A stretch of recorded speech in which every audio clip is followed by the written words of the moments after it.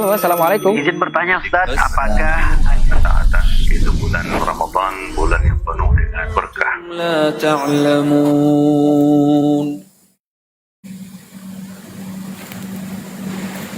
Baik, bismillahirrahmanirrahim. Assalamualaikum warahmatullahi wabarakatuh.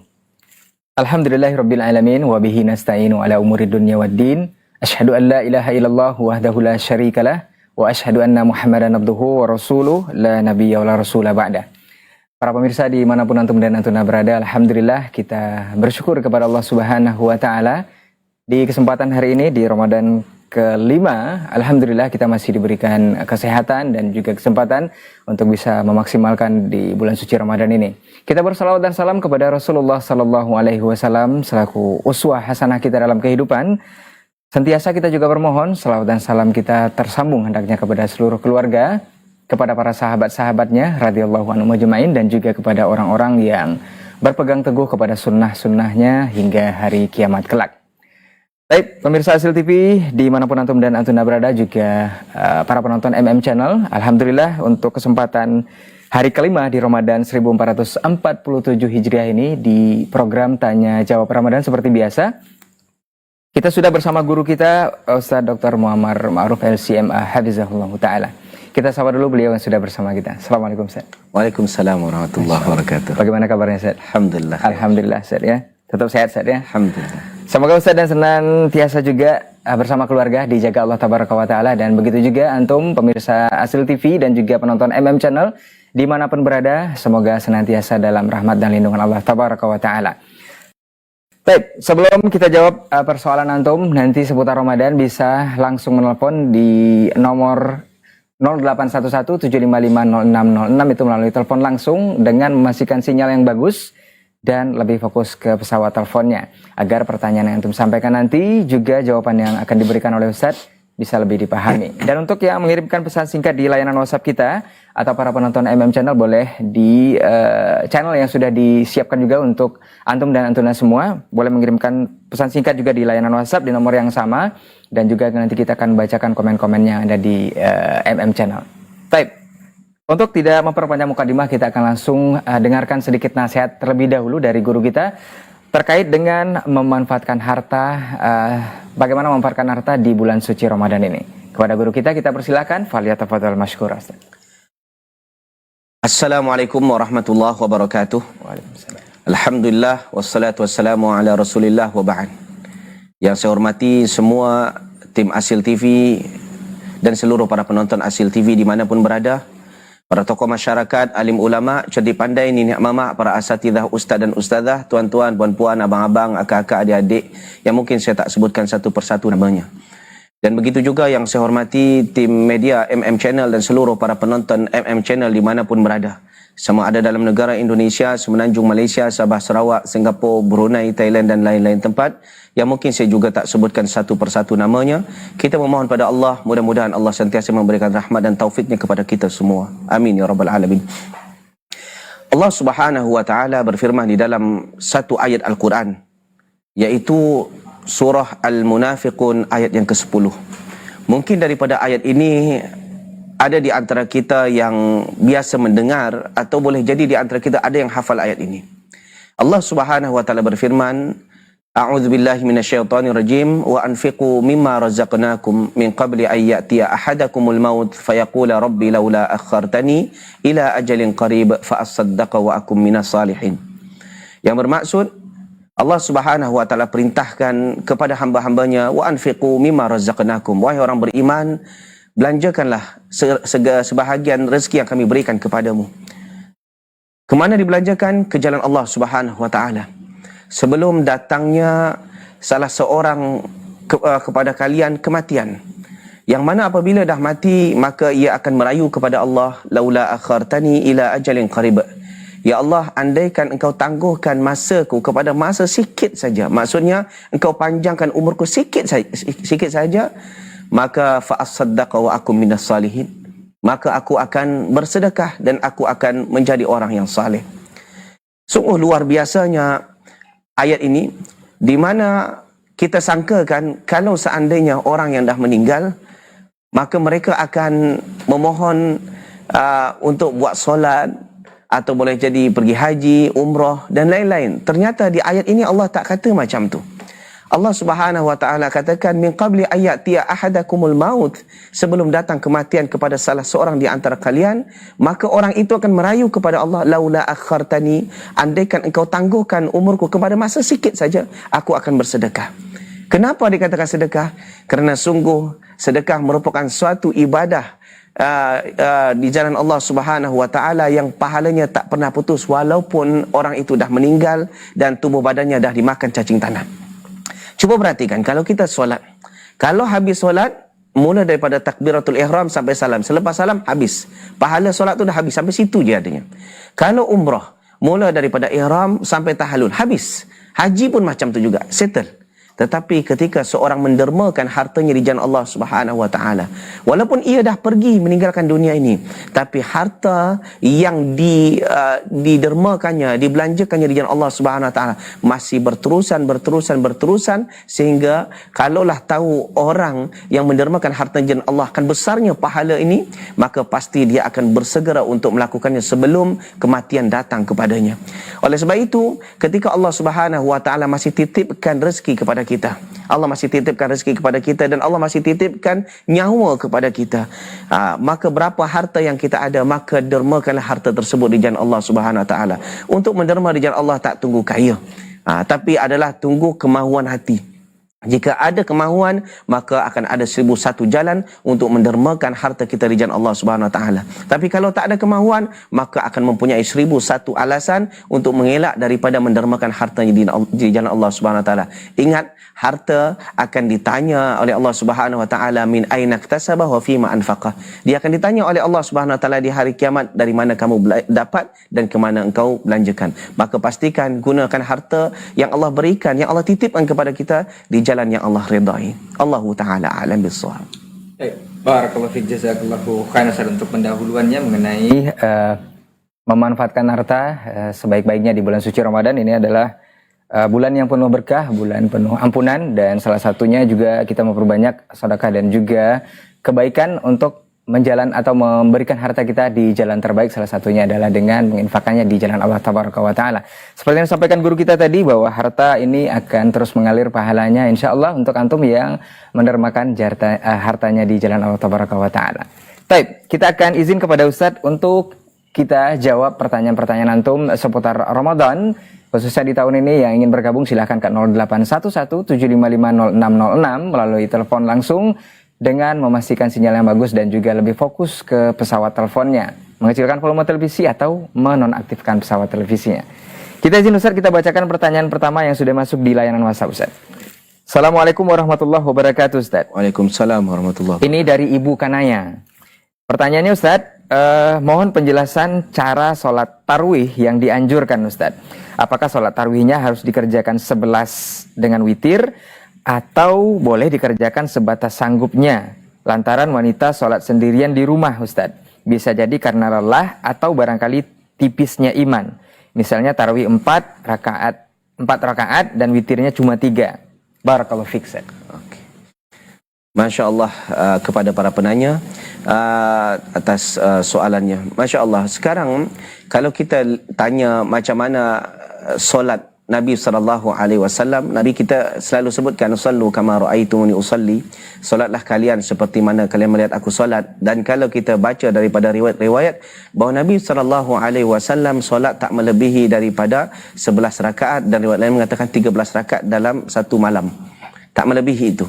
Oleh sebab itu, ketika solat tarawih ni kan solat malam, maka itulah kita buat sampai 11 rakaat. Dan ditambah lagi kerana ia solat malam, kata Nabi SAW, salatul laili matna, solat malam itu 2-2. Itu sebabnya kita buat setiap 2 rakaat 1 salam, 2 rakaat 1 salam, dan begitu seterusnya. Adapun jika di antara kita tak mampu buat sampai 11 rakaat, andaikan tak mampu disebabkan uzur syar'i, disebab uzur syar'i mungkin kata tadi kerana penat yang bersangatan, maka apa yang dibuat, kata Nabi SAW, faman hamma bi hasanatin falam ya'malha katabahallahu indahu hasanatan kamilah. Tak payah risau. Maksudnya siapa yang berniat baik tapi terhalang kerana kerana uzur syar'i, maka Allah Subhanahu wa taala dah tuliskan pahala yang sempurna untuknya. Ditambah lagi dalam surah At-Taghabun Allah katakan fattaqullaha mastata'tum. Bertakwalah semampumu, dan mudah-mudahan niat yang baik tersebut Allah Subhanahu wa taala berikan ganjaran yang besar di sisi Allah Subhanahu wa taala. Tapi jangan buat-buat alasan. Allah tahu siapa yang jujur dan siapa yang dusta. Allah taala alam bissawab. Masya Allah, jazakallahu khairan untuk jawabannya dari pertanyaan Ibu Kanaya ya. Mudah-mudahan bisa dipahami dan tentunya ini juga ilmu untuk kita bersama di hari ini. Kita coba jawab telepon di 0811755606. Halo, assalamualaikum. Waalaikumsalam warahmatullahi wabarakatuh. Masya Allah, dengan siapa di mana Pak? Saya dengan Ridwan dari Kendari. Ya, silakan Pak Ridwan di Kendari. Pertanyaan pada Ustaz. Barakallahu fiik Ustaz. Waalaikumsalam warahmatullahi wabarakatuh. Izin bertanya Ustaz. Ya. Ini kebetulan kemarin kan saya lagi sakit Ustaz. Pertanyaannya Ustaz, apakah boleh saya menjamak sholat di rumah Ustaz? Karena kebetulan fisik saya lagi sementara loyo Ustaz. Karena sakit qadarullah lagi sakit Ustaz. Terus yang kedua, ketika kalau muntah Ustaz, apakah boleh dilanjutkan puasa atau dibatalkan saja Ustaz? Baik, barakallahu fiik. Okey. Baik. Soalan pertama tadi tak berapa jelas. Ya, katanya boleh menjamak sholatnya di rumah Ustaz. Ini apakah karena sakit itu Anda kurang dengar juga. Halo Pak Ridwan, masih bersama kita? Oh ya, boleh saya ulang ya? Iya, silakan Pak Ridwan. Oh siap. Ustaz, begini Ustaz, kemarin kan saya kondisi lagi sakit Ustaz. Terus saya lagi loyo begitu, sangat loyo. Terus boleh nggak saya jamak sholat Ustaz di rumah aja, maksudnya zuhur kasar begitu Ustaz. Terus yang paham Ustaz? Paham Pak Ridwan. Nah, yang kedua Ustaz itu kalau kita muntah, apakah boleh kita lanjutkan saja puasa atau kita batalkan saja Ustaz? Karena kondisi kita lagi sangat loyo sekali Ustaz, sangat tidak fit begitu Ustaz. Baik. Itu saja Pak Ridwan. Saya benar Ustaz. Iya. Jazakallah. Iya, barakallahu fiik Ustaz. Wafik barakallah. Okey, jazakallah khairan kepada Pak Ridwan di Kendari. Okey, berkaitan dengan soalan pertama tadi. Soalan pertama mengatakan macam mana kalau saya menjamak solat ketika itu saya dalam keadaan sakit. Sakitnya kerana lemas di rumah, akhirnya saya jamak. Kalau seandainya sakit itu berpanjangan, kemudian kita tak terhalang untuk solat selepasnya, mungkin akan dibimbangkan kita akan pengsan selepasnya. Mungkin sakit dah teruk sangat, akan pingsan selepasnya, maka tak ada masalah untuk menjamak. Tapi kalau kita rasa tak, dia hanya lemah-lemah biasa saja, jangan dijamak, jangan bermudah-mudah untuk menjamak. Okey, kita boleh solat duduk, tak payah duduk ke baring pun masih boleh. Allah Subhanahu wa taala masih izinkan yang seperti itu. Yang kedua, apabila kita dalam keadaan muntah, dan muntah itu bukan muntah disengaja, memang muntah itu memang tak sengaja, maka kalau kita mampu untuk berpuasa, boleh teruskan puasa. Tapi kembali kepada hukum asalnya seperti mana yang disebutkan oleh Allah dalam surah Al-Baqarah ayat 184, kata Allah Subhanahu wa taala, "Faman kana minkum maridan aw ala safarin fa iddatun min ayyamin ukhar." Barang siapa yang sakit yang mungkin sakit seperti Pak Ridwan tadi, yang mungkin lemah sangat dan dia tak larat untuk puasa, atau safar, atau dalam keadaan safar, maka dia boleh membatalkan puasanya ketika itu. Walaupun sebenarnya dia mampu, tapi dia boleh batalkan puasa ketika itu. Cuma konsekuensinya kena fa'iddatun min ayyamin ukhar, kena diganti di hari yang lain. Begitu cara dia. Kalau kita rasa tak mampu, boleh batalkan saja, dan nanti ganti di hari yang lain kalau dah sihat. Okey, barakallahu fikum. Wafik barakallah. Jazakallahu khairan untuk jawabannya dari pertanyaan saudara kita Pak Ridwan di Kendari ya. Semoga bisa dipahami dan menjawab, dan untuk antum yang ingin seperti Pak Ridwan boleh di 0811755606 dengan memastikan sinyal yang bagus dan fokus ke pesawat teleponnya. Kita lanjut ke pertanyaan berikutnya, masih di layanan WhatsApp sembari kita juga menunggu telepon antum di nomor yang sama dengan yang kita sebutkan tadi.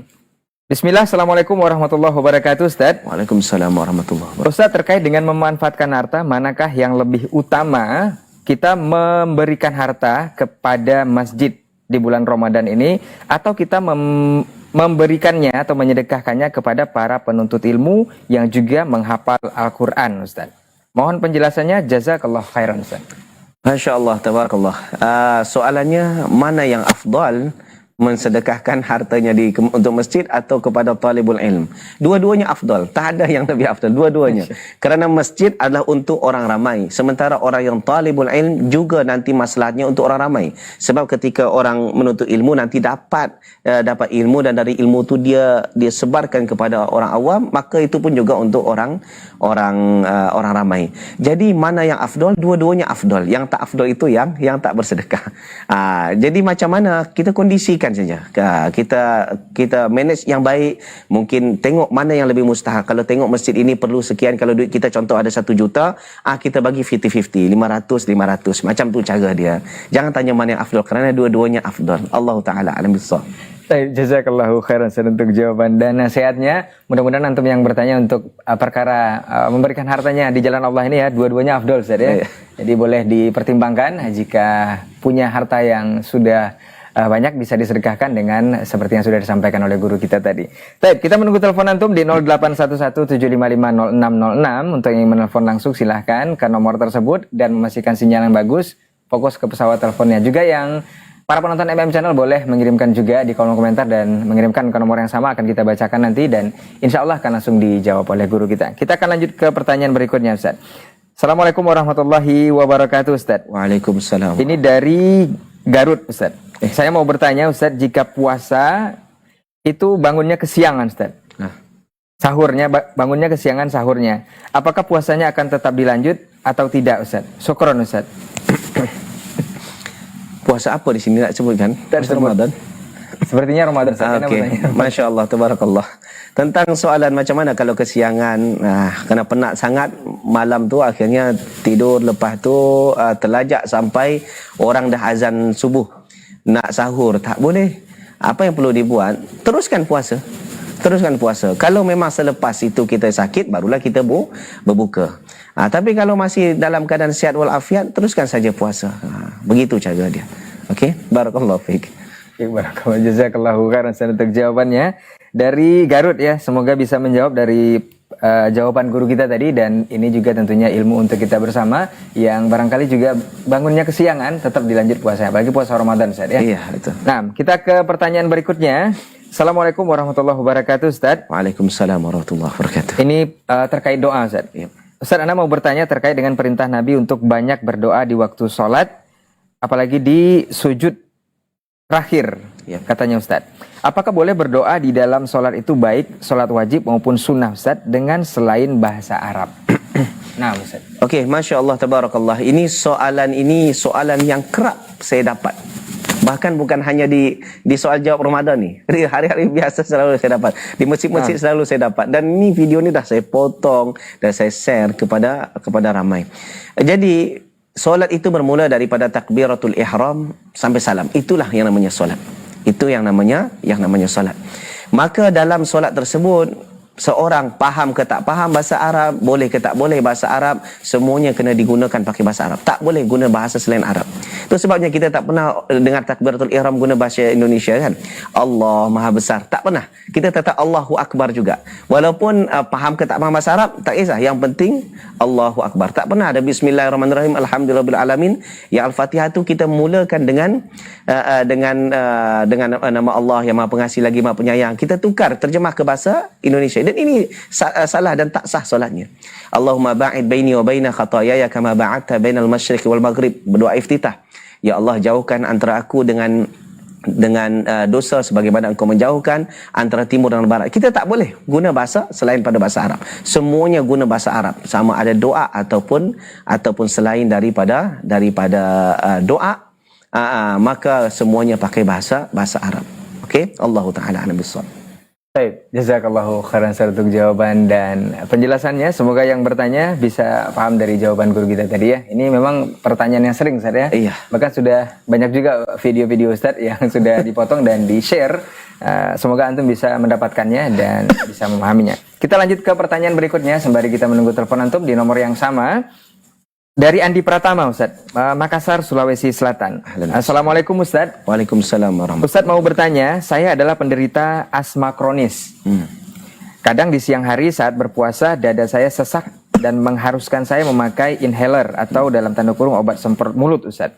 Apakah penggunaan inhaler ini membatalkan puasa saya atau tidak, Ustaz? Nah.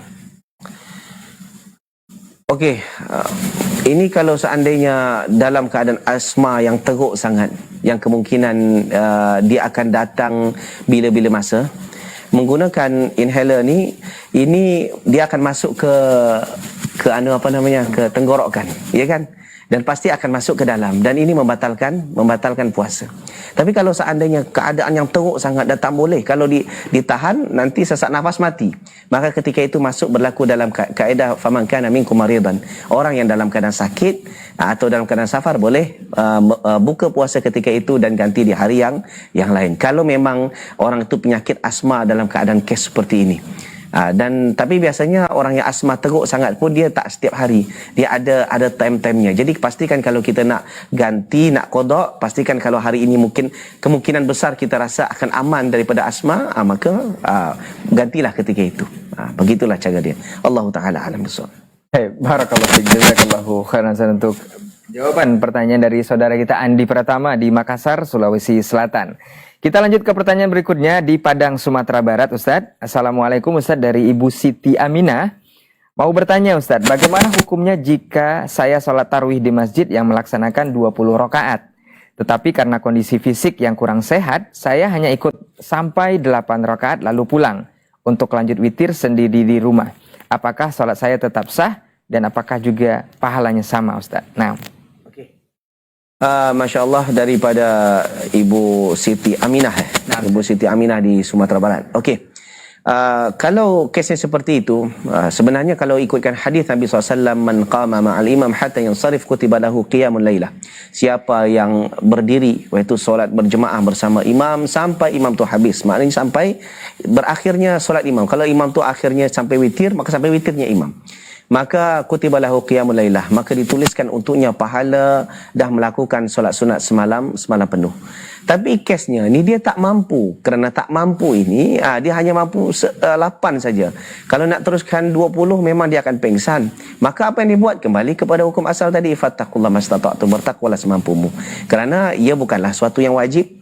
Dan kita juga tak boleh takalluf dan tak boleh juga melampau, akhirnya memudaratkan diri sendiri. La darar wala dirar, tak boleh memudaratkan diri dan juga tak boleh memudaratkan orang lain. Maka apa yang perlu dibuat? Ya, tak ada masalah, balik ke rumah, sambung dengan witir 3 rakaat. Kemudian adakah dapat pahala sama seperti orang yang lain? Kalau memang niatnya sebenarnya nak solat ikut imam sampai habis, ternyata qadarullah dia tak mampu, maka insya-Allah kutiba lahu, maka dituliskan kataballahu indahu hasanatan kamilah, maka ia juga dituliskan untuknya pahala yang sempurna. Allah Taala alam bissawab. Baik, masya-Allah, jazakallahu khairan untuk jawabannya untuk Ibu Siti Aminah di Padang, Sumatera Barat. Semoga bisa memahami. Kita coba terima di belakang Ibu Siti Aminah di 0811755606. Halo, assalamualaikum. Waalaikumsalam warahmatullahi wabarakatuh. Masya Allah, dengan siapa di mana? Dengan keadaan dari Cianjur, Jawa Barat. Dari Cianjur, silakan Bapak pertanyaannya kepada Ustadz. Assalamualaikum warahmatullahi wabarakatuh, Ustaz. Waalaikumsalam warahmatullahi wabarakatuh. Yang ingin saya tanyakan, Ustaz, di dalam sholat, di dalam rakaat terakhir yang seharusnya duduk tasyahud, Ustaz, dikarenakan imamnya itu lupa sehingga berdiri sampai tegak berdiri, Ustaz. Kemudian dibacakan tasbih oleh makmum, Ustaz. Terus si imam itu kembali duduk, Ustaz, untuk melanjutkan tasyahudnya. Pertanyaannya, Ustaz, ketika kasus seperti ini apakah nanti di itu sujud sahwi? Soalnya kan itu menambah rukun berdiri, Ustaz. Apakah sujud sahwi atau tidak, Ustaz? Nah, itu saja, Pak.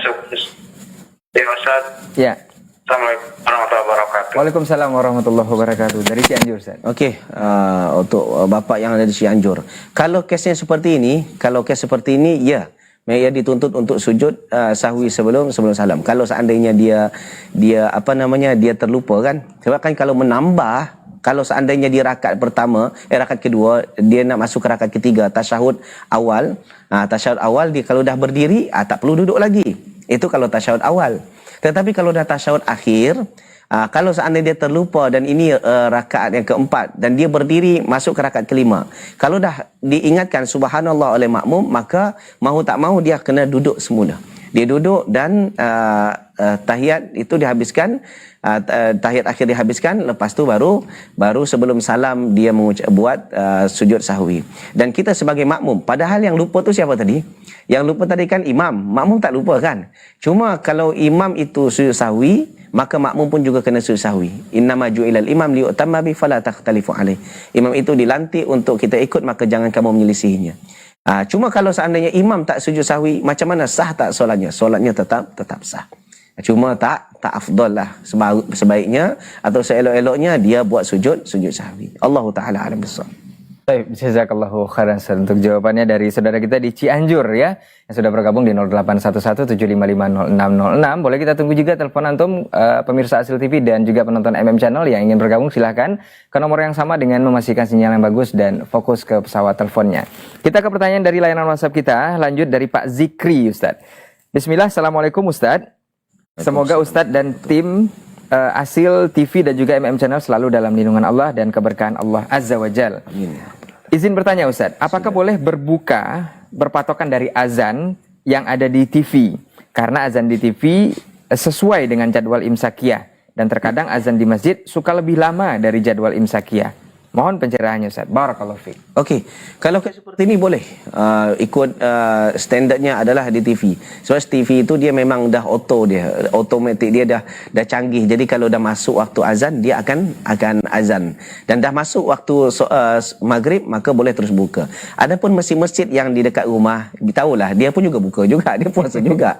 Jadi kadang-kadang dia minum, dia makan. Yang kita bimbang, masjid dekat rumah kita, dia makan bukan makan biasa, memang nak makan satu pinggan penuh, tambah lagi dengan rendang, dengan ayam lagi, dah bersendawa baru dia azan. Takutnya macam tu, akhirnya warga terlambat untuk berbuka. Jadi boleh dilihat daripada TV, tapi pastikan memang jadual di TV itu adalah memang konkret lah, memang jadualnya itu memang betul.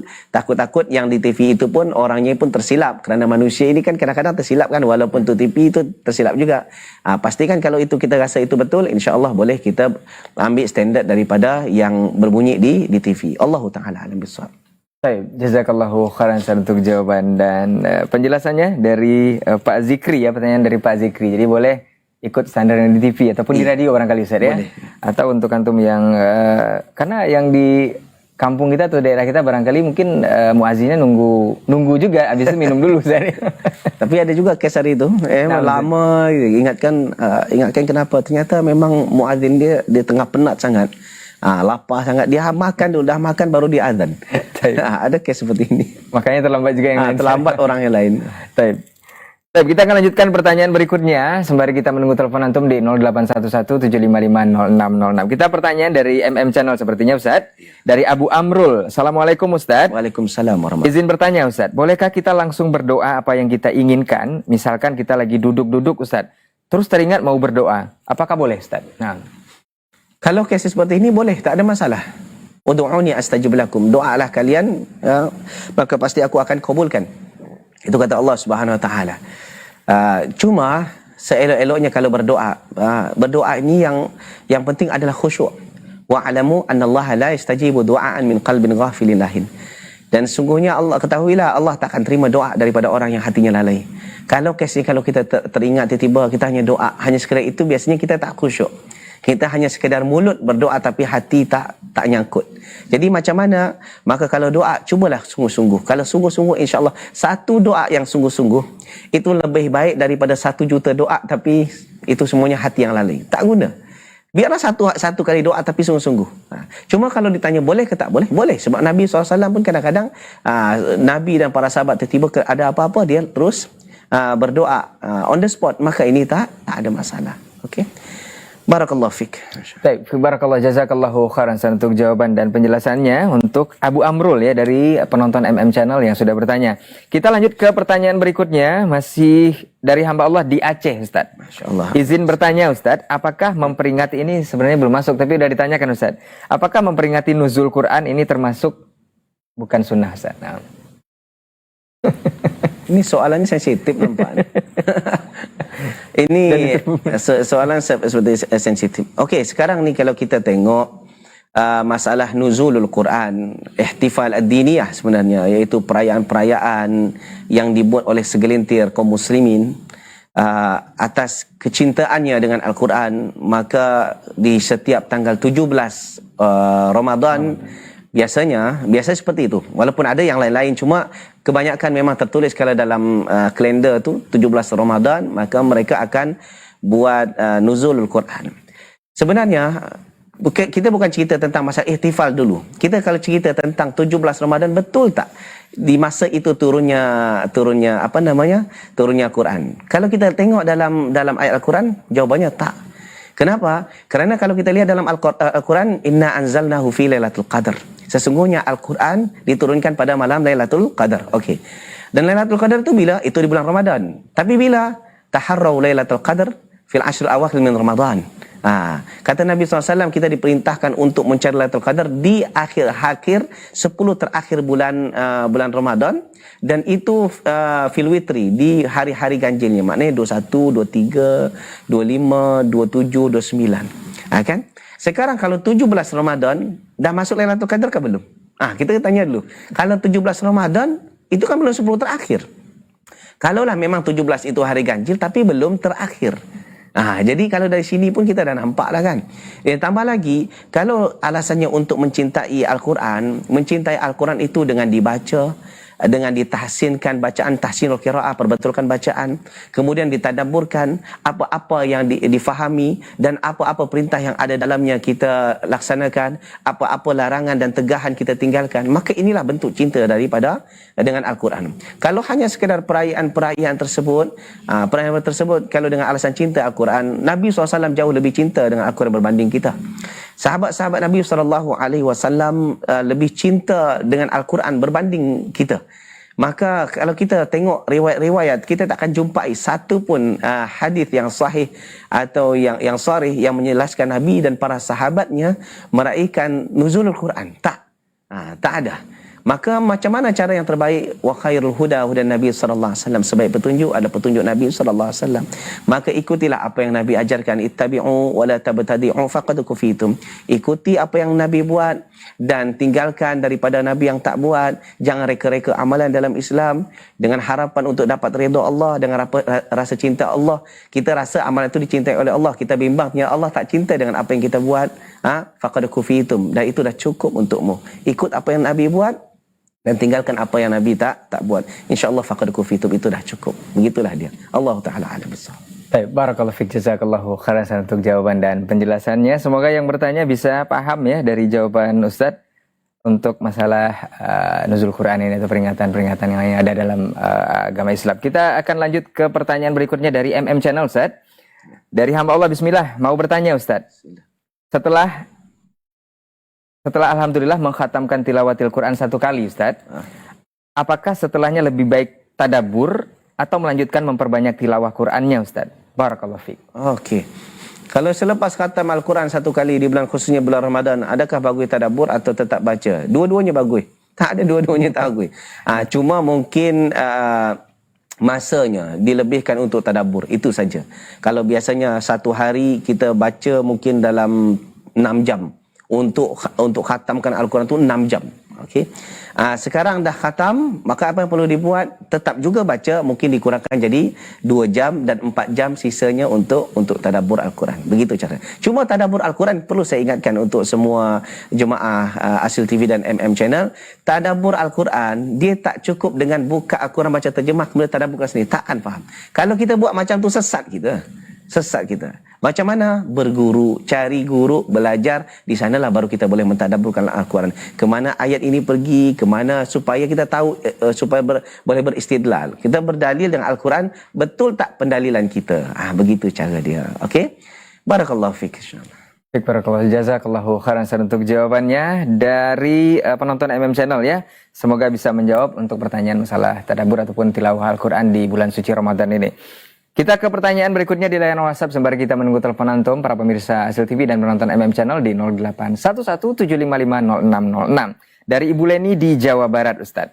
Assalamualaikum Ustadz, mau bertanya, bagaimana cara meraih pahala yang lebih di bulan Ramadan ini Ustadz untuk single parent? Karena waktunya hampir habis untuk menjalani 2 peran sekaligus Ustadz. Jazakallahu khairan Ustadz. Masya Allah, untuk ibu single parents. Ibu single parents ni sebenarnya pahalanya dah dia borong semua. Dia sebagai ayah dan sebagai ibu. Masya Allah, itu dah borong semuanya. Kalau kita ni, saya sendiri pun kalau jadi status sebagai ibu tu pun belum tahu mampu. Kita pun belum tahu. Nah, Ustaz. Kita seorang ayah sekarang ni. Saya sebagai ayah dan pada masa saya sebagai ibu untuk anak-anak. Ini pasti tak mampu. Jadi sebenarnya saya memang betul-betul respect dengan ibu. Jadi apa yang ibu buat, semuanya itu adalah pahala. Yang ibu buat itu semua pahala. Kalau yang apa yang ibu maksud di sini, nak baca Quran berapa kadar ibu mampu. Berapa ibu buat solat, macam mana kalau seandainya ibu mampu untuk solat tarawih berjemaah ke masjid, boleh. Kalau tak ada mampu di rumah, insya-Allah itu pun juga berpahala. Saya pun tak boleh cakap lebih dengan orang yang sebenarnya statusnya jauh lebih tinggi daripada saya. Ibu lebih tinggi daripada saya. Dah boleh mengcover semuanya. Semoga Allah Subhanahu Wa Taala terima amal sahih ibu, insya-Allah. Baik, barakallahu fiik, jazakallahu khairan untuk jawaban dan nasihatnya. Masya Allah, untuk Ibu Leni di Jawa Barat ya, semoga tetap dikuatkan oleh Allah Tabaraka wa Ta'ala dan semoga bisa memaksimalkan Ramadan juga. Baik, kita akan lanjut ke pertanyaan berikutnya dari hamba Allah di Padang, Sumatera Barat. Assalamualaikum warahmatullahi wabarakatuh, Ustaz. Waalaikumsalam warahmatullahi wabarakatuh. Semoga Ustaz senantiasa dalam keberkahan dan lindungan Allah. Mau bertanya Ustaz, Sila. apakah boleh mengasih amplop Ustaz selesai ceramah di dalam masjid atau sebaiknya di luar masjid, Ustaz? Barakallahu fiik, Ustaz. Masalah bagi hadiah kepada tuan guru ini tak dilarang dalam Islam. Bahkan Nabi SAW pun juga menerima hadiah daripada sahabat-sahabatnya. Cuma yang jadi masalah apabila sebahagian atau segelintir tuan guru yang mana mereka ini melampau akhirnya menetapkan hadiah tersebut. Aku akan datang kalau engkau bayar aku sekian. Kalau engkau tak bayar aku sekian, aku tak akan datang. Ini ustaz ni tak boleh dipakai, tak boleh guna dipakai lagi. Kalau seandainya, tapi bagi itu juga dengan jemaah. Kadang-kadang kita kena bertenggang juga, tambah lagi mungkin ustaz tu jauh, kemudian dia pun ada kena masa yang dia luangkan, kemudian perlu dana perjalanan, maka bagi hadiah pun juga bukanlah satu kesalahan. Okey, kalau nak bagi di mana, bagi tak kisahlah dalam masjid atau di luar masjid, kerana ia bukanlah jual beli. Dia bukan jual beli. Kalau jual beli memang dilarang dalam masjid, tapi ini bukan jual beli, hanya sekadar bagi hadiah. Dan bagi hadiah boleh di masjid dan boleh dalam masjid, boleh di luar masjid. Cuma pastikan bagi secara dengan adab. Yang kalau boleh jangan sampai ada jemaah lain yang tahu.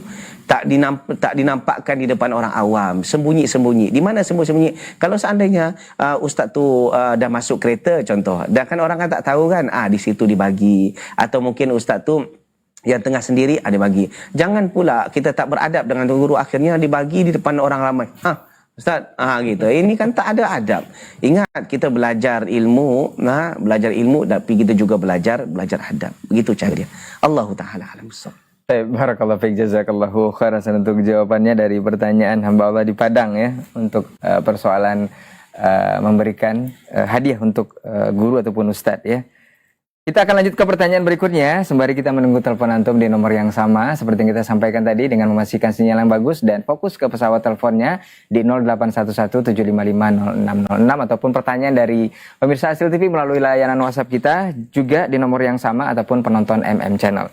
Kita lanjut ke pertanyaan berikutnya dari di Sekadau, hamba Allah di Sekadau, Kalimantan Barat, Ustadz. Mau bertanya Ustadz, apakah boleh sholat tarawih di rumah karena sholat tarawih di masjid agak cepat dan tidak mampu untuk ikut berjamaah? Masya Allah, Ustaz. Nah. Masya Allah. Soalan yang cantik ni. Bahkan di sini, di negeri inilah yang saya tengok suatu amazing. Di negara lain yang saya pernah datang, saya tak pernah jumpa seperti ini.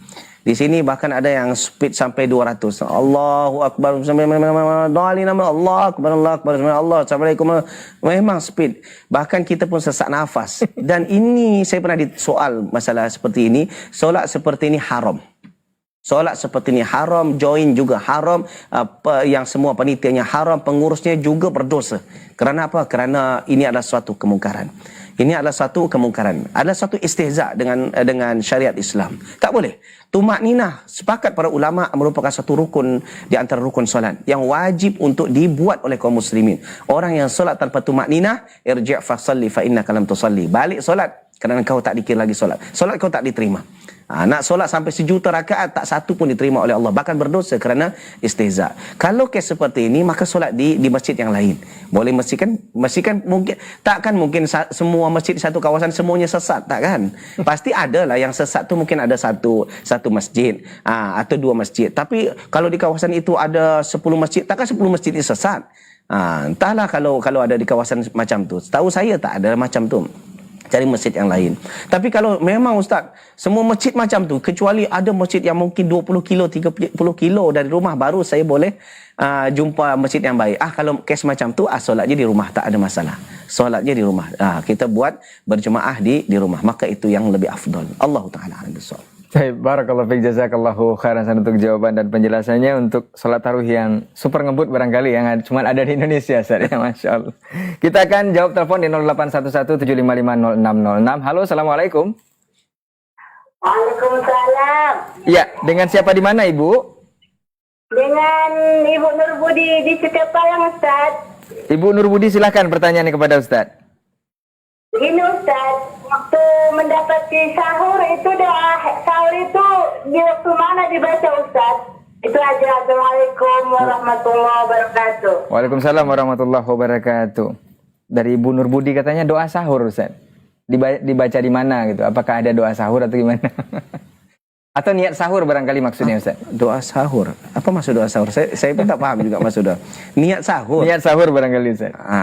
Niat yang namanya niat, innamal a'malu binniyat. Amalan itu memang diawali dengan niat.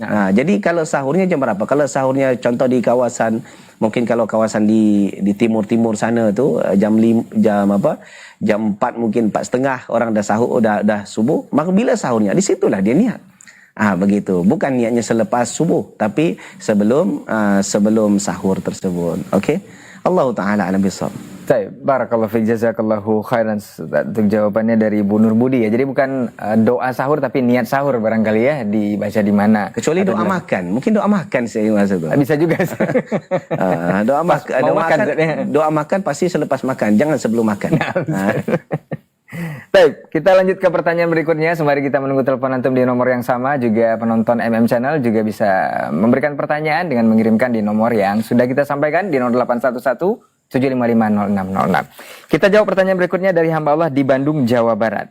Pertanyaannya, Ustadz, tahun ini saya sedang hamil besar dan dokter menyarankan untuk tidak berpuasa demi perkembangan janin. Untuk menggantinya nanti, apakah saya cukup membayar fidyah atau melakukan qadha puasa saja? Atau justru harus melakukan keduanya, Ustaz? Ini soalan yang selalu sampai kepada saya tentang orang yang mengandung dan menyusui. Dia tak mampu untuk berpuasa. Sebenarnya ini berlaku khilaf yang besar di antara para ulama. Sampai lebih daripada 5 akwal, 5 pandangan tentang masalah ni. Adakah cukup mengqadha atau membayar fidyah atau dua-duanya sekali? Maka kalau seandainya seorang Muslim dia ada kemampuan lagi selepas mengandung, nanti menyusui, selepas itu dia kemungkinan besar ada kemampuan untuk mengqadha, maka seelok-eloknya mengqadha. Maka itu yang elok.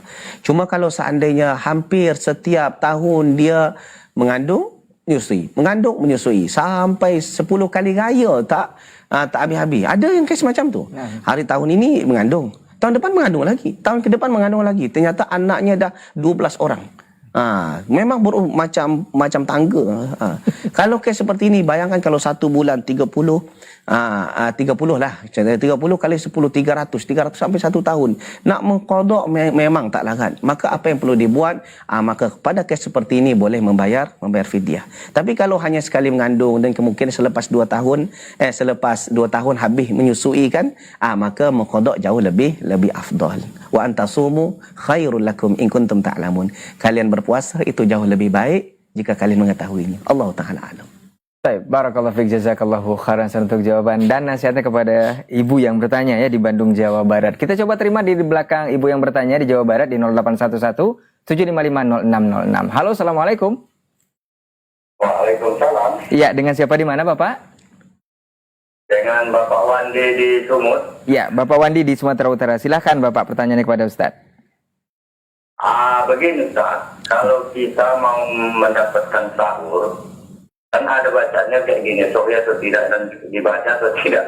Samia samiun bihamdillah wa husni, begitu Ustaz. Jadi waktu membacanya di waktu sahur atau sesudah sahur atau mau sahur, begitu Ustaz. Terima kasih. Assalamualaikum warahmatullahi wabarakatuh. Waalaikumsalam warahmatullahi wabarakatuh. Apa tadi? Samian samiun kalau nggak salah Ustadz bacaannya. Allah alam. Allah alam. Yang kalau itu tu saya tak tahu, Pak. Kalau saya macam ni, kalau yang saya tahu saya jawab, yang saya tak tahu saya kata Allah alam. Mungkin saya kena belajar balik, saya kena baca balik, atau mungkin kalau nak dapat jawapan yang cepat, esok mungkin kalau ada ustaz yang lain, cuba tanya, mana tahu dia dah tahu. Itu Allah Taala alam. Baik, barakallahu fiik, jazakallahu khairan Ustaz untuk jawabannya dari Pak Wandi di Sumatera Utara ya, mengenai bacaan sahur tadi Ustaz ya. Dan Allah malam kita juga belum mengetahui Ustaz. Samiun apa Samiun? Samiun itu nama orang atau nama siapa kan? Allah malam Ustaz. Baik, kita akan coba terima telepon antum kembali. Yang ingin bergabung silakan ke 0811 755 0606 melalui pesan singkat di layar WhatsApp juga bisa, ditelepon langsung juga bisa dengan menghasilkan sinyal yang bagus dan fokus ke pesawat telepon antum. Kita jawab juga pertanyaan yang ada di layar WhatsApp kembali. Assalamualaikum warahmatullahi wabarakatuh Ustaz. Dari hamba Allah di Sumatera Barat. Waalaikumsalam. Ustaz mau bertanya, apakah di bulan suci Ramadan ini kita memperbanyak sedekah lebih utama atau kita melakukan amal yang lain Ustaz, seperti memperbanyak bacaan Al-Quran kita atau membantu orang lain tapi bukan dengan harta ataupun sedekah. Naam Ustaz. Okey. Sebenarnya semuanya itu bagus. Kalau ditanya mana yang bagus baca Quran daripada sedekah, semuanya bagus. Kalau kita tengok sedekah, kita dah sebutkan tadi dalil daripada Al-Quran bahawa hendaklah seorang itu bersedekah sebelum datang kematian, yang kalau dah mati maka dia akan merayu kepada Allah, laula akhartani ila ajalin qarib, andaikan engkau tangguhkan masaku ke masa sikit saja, fa asaddaqa, aku akan bersedekah. Okey. Tambah lagi di bulan Ramadan juga bagus juga untuk baca Quran. Jadi kalau ditanya mana yang bagus, mana yang afdal, dua-duanya bagus. Atau kita nak tolong orang yang lain, mungkin bukan dengan duit, dengan tenaga, itu pun juga termasuk sedekah juga. Cuma kita perlu ingat seperti yang hadis yang saya bacakan terakhir tadi, min aina iktasaba wa fi ma anfaqa. Walaupun kita mungkin ada suka membantu orang, kita suka baca Quran, cuma masalah kan kita punya duit. Duit kita ni akan disoal di hari kiamat. Dari mana kamu dapat dan ke mana kau belanjakan. Takut-takut kita tak mampu nak jawab soalan seperti ini. Sebab ketika itu al-yawma nakhtimu ala afwahim, mulut kita dah dikunci, wa tukallimuna aydihim, tangan bercakap, wa tashhadu arjuluhum bima kanu yaksibun, kaki menjadi saksi atas apa yang kita buat. Oleh sebab itu apa yang perlu dibuat? Yang perlu dibuat tadi, dermakanlah sebahagian harta, bukan semuanya. Itu yang Allah katakan, wa anfiqu mimma razaqnakum, infakilah sebahagian rezeki yang kami berikan kepada, bukan semuanya, sebahagian. Dan itu sebenarnya untuk kita sendiri. Apa yang kita sedekahkan bukan untuk orang, tapi untuk kita sendiri. Allah Ta'ala alam. Baik, barakallahu fiik, jazakallahu khairan untuk jawaban dan penjelasannya. Untuk yang bertanya mengenai mana yang lebih afdal dan lebih bagus, insya Allah semuanya bagus dan sudah ada porsinya untuk antum melakukannya di bulan suci Ramadan ini terutama. Kita coba jawab telepon di 0811 755 0606. Halo, assalamualaikum. Waalaikumsalam ya Ustaz. Ya, dengan siapa di mana Pak? Ibrahim di Aceh Utara Ustaz. Iya, silakan Pak Ibrahim, pertanyaan kepada Ustaz. Mohon penjelasannya Ustaz. Man qama atau man qama, atau memang kedua-duanya, mohon penjelasannya Ustaz. Dalam hadis ya, saya sering mendengarnya Ustaz. Man qama atau man soma gitu. Allahu khairan. Baik. Man qama atau man qama atau kedua-duanya. Nah, Okey. baik. Ya, nah Ustaz. Allahu khairan ya Ustaz. Okey. Ya, wayat. Jadi soalannya, mana yang betul Ustaz? Man qama ramadhana imanan wa ihtisaban ghufira lahu ma taqaddama min dhanbi, atau man shama ramadhana imanan wa ihtisaban ghufira lahu ma taqaddama min dhanbi? Mana satu yang betul? Dua-duanya betul. Dan dua-duanya kalau dikomparekan, dia man shama Ramadan di bulan puasa Ramadan ini, siangnya shama puasa, malamnya qama berdiri, iaitu qiyamul lail. Gitu. Jadi siang puasa, malamnya solat, dan imanan wa ihtisaban, kerana iman kepada Allah dan mengharapkan pahala dari Allah Subhanahu wa taala, ghufira lahu ma taqaddama min dhanbi, dan akan diampunkan dosa-dosanya yang lalu. Jadi dua-duanya betul. Allah taala alam. Baik, barakallahu fiik, jazakallahu khairan untuk penjelasannya dari pertanyaan Pak Ibrahim tadi ya. Jadi dua-duanya betul, man soma dan juga man qoma. Kita akan lanjut ke pertanyaan berikutnya di layanan WhatsApp kita dari hamba Allah di Pasaman, Sumatera Barat. Ustadz, saya mau bertanya tentang dalil setiap ibadah. Apakah Allah akan menanyakan dalil setiap ibadah yang kita lakukan? Contoh sholat, gerakan takbir, sampai salam. Apakah ditanya oleh Allah dari mana asalnya nanti Ustadz dalil yang kita pakai? Terima kasih Ustadz.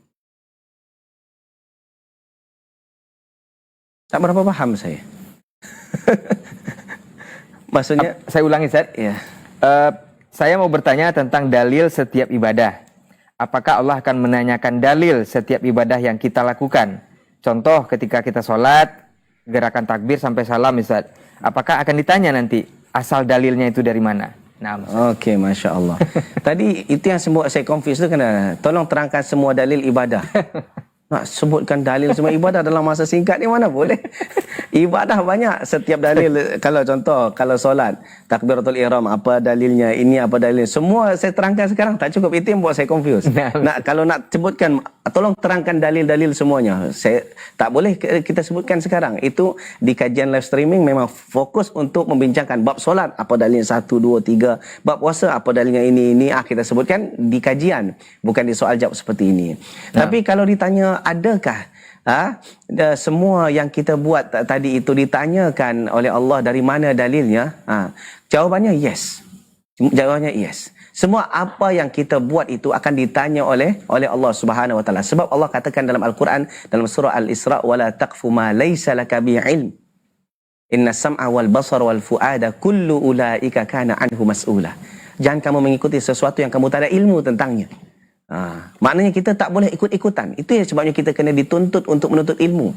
Tak boleh sekarang kenapa orang buat macam tu? Ya, orang buat ramai macam tu, aku buat jugalah. Mana boleh macam tu? Kita kena cari juga. Cari, belajar. Dan barang siapa yang tak tahu, wala taqfu ma laysa laka bihi ilm. Jangan kamu mengikuti sesuatu yang kalian tak ada ilmu di dalamnya. Sebab apa? Inna sam'a wal basara wal fuad. Pendengaran, penglihatan, hati. Maknanya kan kita semua akan berpunca daripada ni.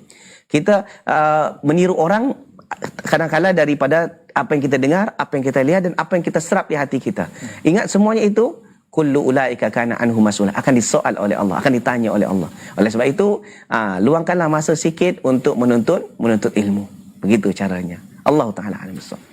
Baik, barakallahu fiik, jazakallahu khairan untuk jawaban dan penjelasannya dari pertanyaan hamba Allah di Pasaman, Sumatera Barat. Dan itu sepertinya pertanyaan terakhir Ustaz yang bisa kita baca dan telepon yang bisa kita jawab. Dan sebelum kita tutup pertemuan bersama guru kita minta sedikit nasihat terakhir untuk hari ini Ustaz. Okey, Masya Allah, tabarakallah. Alhamdulillah, wassalatu wassalamu ala rasulillah, wa ba'd. Muslimin dan muslimat, jemaah Asil TV dan MM Channel rahimani Allah wa iyyakum.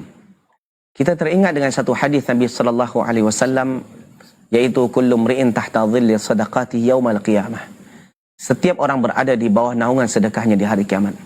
Yang mana di hari yaumil mahsyar, hari yang sangat panas, semua orang akan berusaha untuk mencari naungan agar ia tak merasa kepanasan.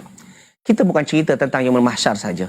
Cuba kalau kita tengok berada di jalan raya, jika hari itu sangat panas, kita akan mencari pokok-pokok kayu yang besar yang kita boleh untuk berehat sekejap. Kerana memang tubuh manusia ini, dia tak akan tahan dengan panas yang bersangatan dalam keadaan masa yang lama. Begitu juga dengan sejuk yang bersangatan dalam masa yang lama. Itu sifat manusia. Manusia ini dhaif, lemah. Sejuk dalam keadaan lama sangat tak akan mampu. Kalau panas yang lama dan bersangatan juga tak akan mampu. Maka dia akan mencari naungan. Begitu juga dengan yaumul mahsyar. Orang dalam keadaan yang panas mencari naungan. Ternyata ada seseorang mendapat naungan, salah satunya daripada apa? Daripada sedekah, daripada harta yang dia dermakan di jalan Allah Subhanahu wa taala. Jadi kalau Allah Subhanahu wa taala titipkan harta yang ada pada kita ni, itu sebenarnya bukan punya kita tu, punya Allah yang Allah titipkan. Yang ada masanya Allah akan tarik balik. Maka sebelum Allah tarik balik, Boleh jadi harta itu Allah tarik, atau boleh jadi Allah tarik nyawa kita sehingga harta itu kembali kepada Allah dan Allah bagi kepada ahli waris kita. Sebelum masa itu datang, maka kita gunakan harta yang Allah titipkan kepada kita ke jalan yang Allah redai. Kerana apa yang kita berikan kebaikan, apa yang kita dermakan, itu semuanya untuk kita, bukan untuk Allah. Allah tak ada faedah pun. Allah tak ada manfaat. Kita derhaka, kita kedekut, kita bakhil. Wa may yabkhal fa inna may yabkhalu an nafsihi.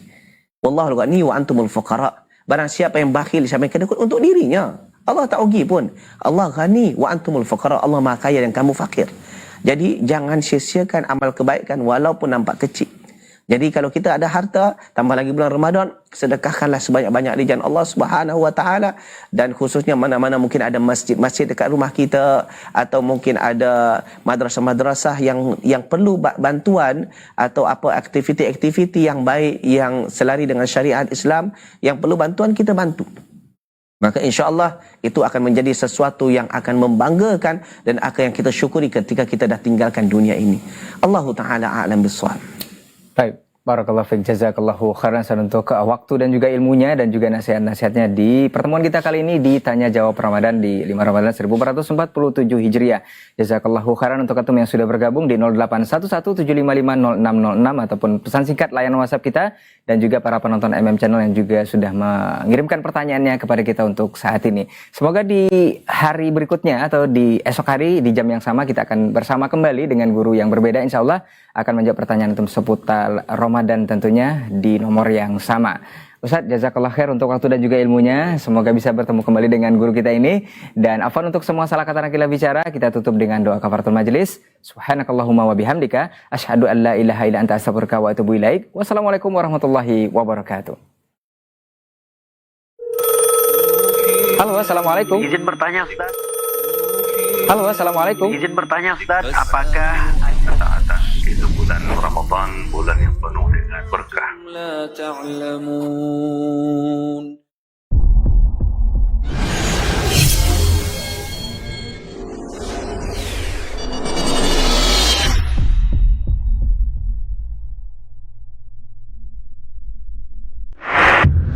Assalamualaikum warahmatullahi wabarakatuh.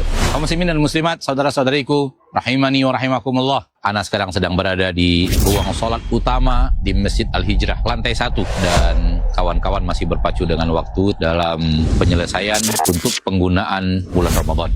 Alhamdulillah untuk lantai sudah terpasang semua, dan untuk tiang-tiang sudah terbungkus semua, dan bahagian depan ada beberapa pekerjaan seperti plafon, beberapa kipas raksasa juga sudah terpasang, walillahilhamd. Alhamdulillah kita juga menyertai masjid ini dengan adanya layar lebar. Layar yang ada di depan seperti Anda lihat sedang pemasangan. Tujuan utamanya nanti ketika ada kajian-kajian dari masyayikh ataupun dari asatidzah kita, bagi saudara-saudara kita yang ada di belakang yang tidak mampu melihat dari kejauhan, maka bisa dibantu dengan adanya layar ini agar terlihat lebih jelas bagi saudara-saudara kita yang berada sekitar 55 meter di belakang. Ada semacam penghias bagian depan, tampilan paling depan daripada Masjid Al-Hijrah. Bisa dilihat, ini mirip dengan pintu. Pintu juga demikian, sudah terpasang alhamdulillah. Ini juga sudah terpasang untuk menambah keindahan bangunan masjid kita. Bersama Anda kaum muslimin dan muslimat, mari kita saling bekerja sama untuk bahu-membahu membangun kejayaan untuk agama kita, untuk kaum muslimin di pembangunan rumah Allah di Masjid Al-Hijrah bersama Yayasan Hasil Cahaya Tauhid bersama Markas Sunnah Nusantara Al-Hijrah. Semoga Allah Tabaraka wa Ta'ala Rabbul Izzati wal Jalalah menjadikan semua ini bagian daripada infak dan sedekah yang Allah lipat gandakan untuk kita nikmati insyaallah di surganya kelak. Wassallallahu wasallam wa baraka wa an'ama ala abdihi wa rasulihi Muhammad. Alhamdulillahi rabbil alamin. Wassalamualaikum warahmatullahi wabarakatuh.